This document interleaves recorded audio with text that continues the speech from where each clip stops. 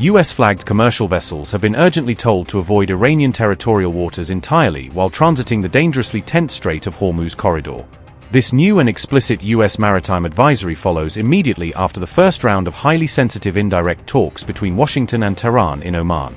The U.S. Transportation Department sternly instructed flagged vessels must remain as far as possible from Iranian waters to minimize collision risks with IRGC patrol boats. The precautionary alert emerged amid Iran's explicit threat to completely shut down the Strait of Hormuz should the country face direct military attack from American forces. Around one-fifth of the world's daily global oil trade flows precariously through this narrow Hormuz Strait chokepoint, amplifying risks of economic catastrophe. U.S. Maritime Administration said, and I quote, "If Iranian forces board a US-flagged commercial vessel, the crew should not forcibly resist the boarding party. Refraining from forcible resistance does not imply consent or agreement to that boarding. It is recommended that US-flagged commercial vessels transiting these waters remain as far as possible from Iran's territorial sea without compromising navigational safety. When transiting eastbound in the Strait of Hormuz, it is recommended that vessels transit close to Oman's territorial sea." Unquote. The urgent alert arrived after US oil tanker was allegedly aggressively harassed by Iranian Revolutionary Guard gunboats patrolling the strategic waterway last week. Iranian forces explicitly threatened the vulnerable tanker to immediately shut down all engines and prepare to be boarded and forcibly seized, per Wall Street Journal reporting.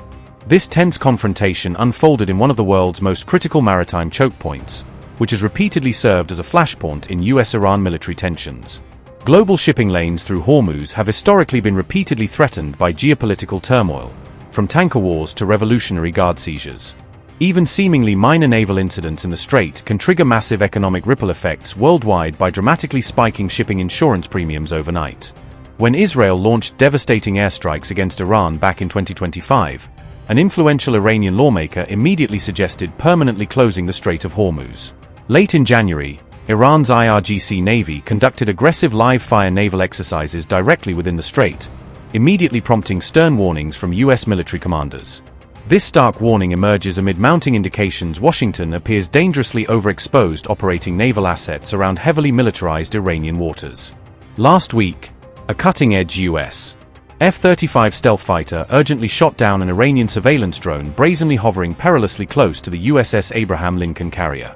The persistent Shahd drone reportedly successfully transmitted valuable tactical data back to secure Iranian command centers before American missiles destroyed it mid-air.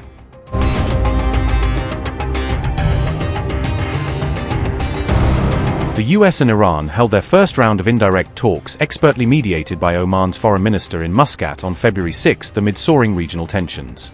President Trump optimistically described these tense February 6 Oman talks as very good diplomatic progress, while Iran's government hailed a constructive, positive start.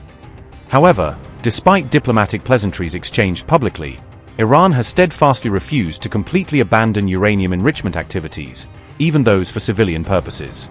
Following these high-stakes discussions without concrete breakthroughs, Trump immediately imposed punishing new tariffs targeting countries still conducting business with Iran.